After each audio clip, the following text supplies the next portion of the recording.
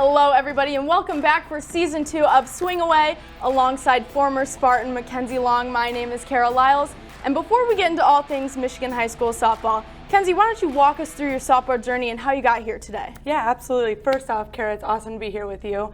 I grew up in California. I got to play softball at Michigan State under Coach Jackie Joseph. I loved it so much, and so I, decided to go on and coach with Turning 2 and run the director of training there.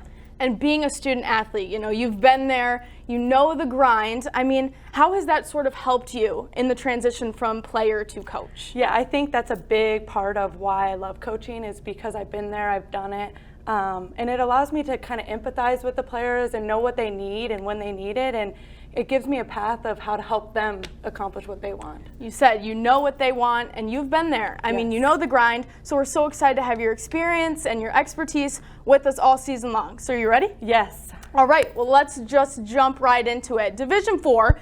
Last season, Unionville Seabewing did it again. I mean, back-to-back state champs, 4-1 victory over Ottawa Lake Whiteford, ranked #1 this season in the preseason rankings. What are their chances in getting back to that state final? Yeah, I think they have a tough road in front of them as they graduated Lacey Harris last year from their pitcher that's going on and playing at Madonna. I think that they've been there before, so they have an opportunity of experience, but they're going to have to find some steady hand in the pitcher's mound this year. How important is that experience? I've been there, I've been to that game. How important is that bringing it from last season onto this next season? Yeah, I think, is understanding the nerves and understanding like how to handle that and how to prepare in that. And they have that experience and they have a very, very, just a deep program. And so I think they have a chance, but it's going to be tough. Yep. And moving on ahead to Division 3, how about that game last year? I mean, Millington and Everett, a walk-off win for the Cardinals. Their second title in just 3 seasons. What are their chances of going for a repeat? Yeah, that was an awesome game to watch. They also lost their senior pitcher, Ashley, who graduated and is now at Northwood. And so, again, looking for that steady presence on the mound. They'll have a tough road with losing 3 of their top players, but again, been there, done that, so they may have some experience. Absolutely, and there's talent all throughout Division 3. I mean, Algonac has Michigan commit Ella Stevenson. My alma mater, the Waterville Panthers, ranked 7th in the preseason coaches poll. I mean, are there any teams that you think might kind of be a sleeper this season? Yeah, actually, Ottawa Lake Whiteford just came down from Division 4, and now they're on Division 3. And they were the runner-up last year in the Division 4 championship. They're led by junior Unity Nelson, who's committed to University of North Dakota. And they have a very, very stud shortstop in Allie Van Brandt, who's their leadoff, experienced, and she's committed to Indiana University. And going up against these girls that have like the big school commits, I mean, you were one of them. Mm-hmm. Do you think that gives, a little upper hands? Like, what do you think? Yeah, I think there's always that pressure to perform when you're the one committed to a big school, but at the same time they're playing at that travel ball level that's high up there, and so their ability to kind of perform under pressure is there. So yeah, it gives them the upper hand, but they still got to perform. Yep. And speaking of perform, I mean, moving on to Division 2, talk about a dynasty. Stevensville Lakeshore, powerhouse in Division 2 since I can remember. Mm-hmm. Last year, won their first state title since 2014. Yes. I mean, do you see that happening again? I do actually. They're led by senior pitcher Ava Mullen, who's committed to Michigan State. She has a chance to dig in, and now with the experience of winning, now they know what it takes, and now they know how to get back there. And so I do think that they're going to be a contender this year in the Division 2. Do you see any other teams sort of kind of making a name for themselves early on in this season?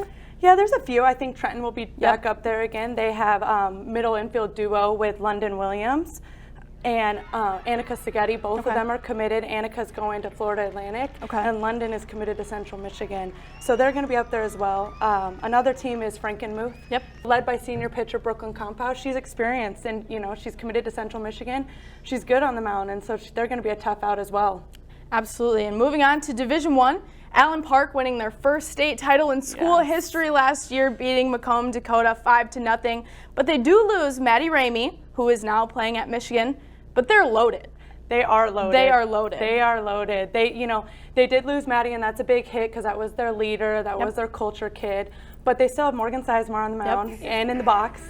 Can't forget her hitting. She's committed to Akron, and they're just loaded with young, fresh talent. They have the Hool sisters. Mm-hmm. They have Carr, they have Sertarski, they have a lot of awesome. Avery Gardner is another one that's Yep. committed to Central Michigan. So a lot of good presence on that team. And you talked about, sort of losing a leader in a way. But these younger kids, you're seeing them kind of step up, and it's just so nice to see that, the leader didn't really leave. Yeah, exactly. I think being under a leader like Maddie, Yep. it gives you the ability to learn from that leader, and I think that they're going to have an opportunity to continue that culture just by the foundation she set. Absolutely. And talking about that state final game from last season, I mean, Dakota returns our player of the year. Yeah, Megan Nectarline committed to Kent State. She's a stud. She is a stud on the mound, and what's even more awesome for them is she's coupled by Gracie Maloney, who's committed to North Texas.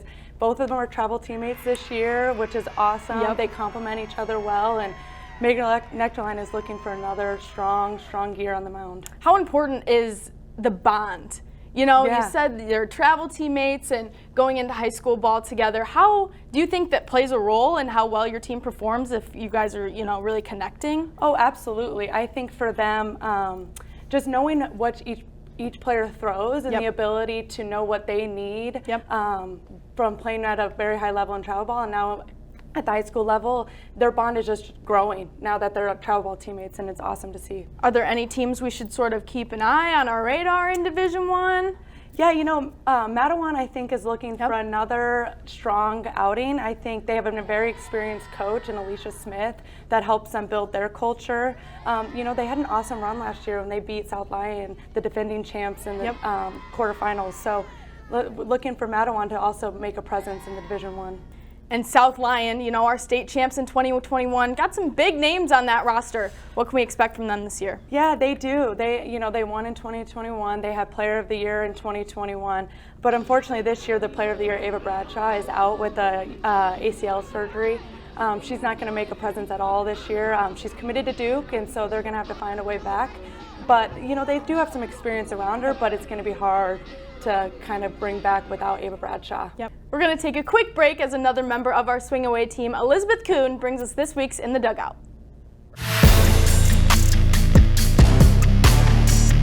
Hello everyone and welcome to In the Dugout. I'm here today with the Allen Park head coach, Mike Kish. Thanks so much for joining us today. Oh, absolutely. My pleasure. Hopefully we can have a good little conversation, talk about these girls and this exciting season coming up. Oh yeah, we're going to start right off with going back to last year. Allen Park won their first state championship in school history. Can you talk a little bit about that run? I still get choked up. The girls, we had a great time. They committed so much to what we wanted to install here. It started 2 years ago when we took second, and we knew that wasn't enough, so we just kept asking for more. And without hesitation, they just kept going and going and pushing. So at the end of the day, they had so much trust and love and respect for each other. We knew it was going to happen. We never wavered. Like, we'd go down and run 2 runs, and the girls were like, "Coach, we got it. We're all right." And it was just so cool and so exciting to see. And you had a special player, Maddie Ramey, who is now at Michigan. So can you talk a little bit about this year's Allen Park Jaguar team? The starting lineup, we have 7 out of the 9 returning offensively, and we have 6 out of 9 returning defensively. But the cool thing is, sure, we lost Maddie Ramey, and we've got this other kid that played third for us last year. Statistically, on paper, she was better all across the board, just about. But you look at the X factors that Maddie had, the confidence, the competitiveness. I think we still have that with the new one, with Kylie, but it just hasn't been proven yet, right? So that's where we're at. Even at second base, we lose Maddie Houle. We have her sister stepping in, who has been on the team for 3 years now and has always been that right below Maddie Ramey, right below somebody else. So they've been chomping at the bit to get in, and now they're like, okay, this is our show. And so it's pretty exciting. Absolutely. And you guys kind of went from the hunters to the hunted. So can you talk a little bit about the target that your team has on their backs heading into this season? For sure. So last year we dealt with it too. We were number 1 for parts of the season, and we didn't know how to handle the pressure at the time.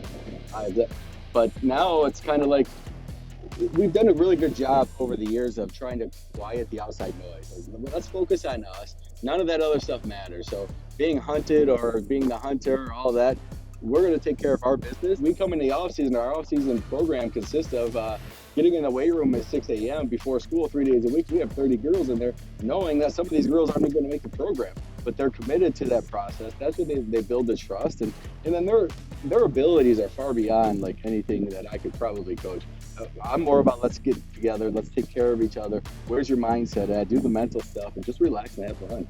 Absolutely. And Allen Park plays rival Woodhaven this week. You also have Trenton, who has made the Division II state final game last year. Can you talk a little bit about the competition level in this Downriver League that you play in?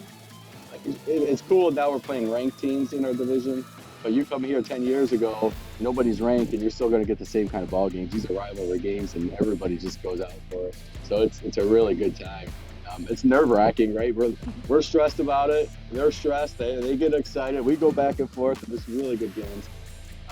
Well, one of the things when I came in, my history, I'm a football coach, wrestling coach. I started travel ball. I have 3 daughters. So I started messing around with travel ball with my oldest one. And I saw that the game has progressed so much more, and a lot of the teams in the league were a little bit behind. So when I came in, the first league meeting, I go, I apologize, but this is the way we're going to go about things, and we're going to set the standard. And my hope is that you guys get on board with this, and then you start competing with us. And that's right where we're at. It's cool to see the evolution over the last 4 or 5 years of the progress that we've made. And it's like you take a couple of these teams anywhere in the state, we're going to compete. Yeah, of course. And you touched a little bit on it, but what do you love most about coaching high school softball? Oh, it's just so pure. It's real, right? It's like I've done all the travel stuff and it burned out. You got your parents have expectations for the kids, and so as a coach, you only have so much time to get to know the kid, and then you're worried about getting recruited and all these other aspects. Here, it's like we've got these girls 5, 6 days out of the week, so we can really get into their like a teacher as well. So we really get to know the girls and teach them the life skills behind it, and go have some fun. These are your best friends, and compete at the highest levels, because it's that process that you're going to fall in love. And you brought up like winning last year. I never really understood the saying, but trust the process. Love the process. Okay, so that was cool, especially when we took second. We were chasing still. We win, and we were on cloud 9 for about 2 days, and then all of a sudden it was like, okay, we won. Mm-hmm. Like, what's next? It's like, it was almost depressing, like all that excitement, all that the positive energy, all the attention, and then it was like, okay, we're just back to normal again. So that's when it clicked in. It's that chase that you want to love. So that's right now we're chasing our best, whatever that may be this year. That's what we're chasing. Well, absolutely, Coach. We're so excited to watch you. We want to thank you so much for your time, and go enjoy that weather. Oh, for sure. I appreciate it. We'll see you guys around. Yeah, thank you. Go Jaggies.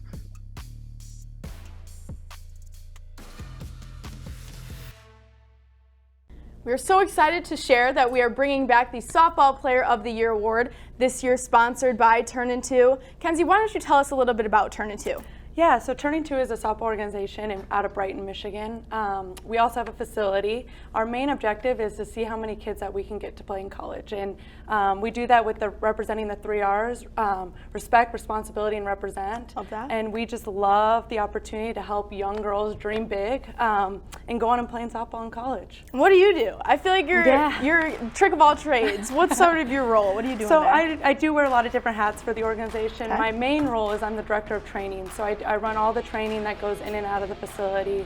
My job is to kind of help set a pathway for the players to know what it takes to play in college and help them not only get to college but thrive in college. And so I kind of just run the training portion of it. How cool is that to be able to see these kids work their way up and finally hit that goal? I mean, that's my favorite thing about it. It's so fun, and I love this time of the year when the kids are going on and playing in college and watching all their hard work just absolutely succeed, whether they're on the field or in the dugout. We really preach the importance of being a culture kid and being hardworking, and so it's really fun to see them flourish in college as well. Yeah, and you said culture kid. How excited is the Turn 2 fam to sort of be able to sponsor this award this year? Yeah, I mean, we're super excited. Our main mission is to celebrate and elevate the game of softball, and I think being able to be a part of this award helps us with you guys do that, and we're excited to sponsor this award and just bring attention to the awesome players that are in the state of Michigan and get the recognition that they deserve.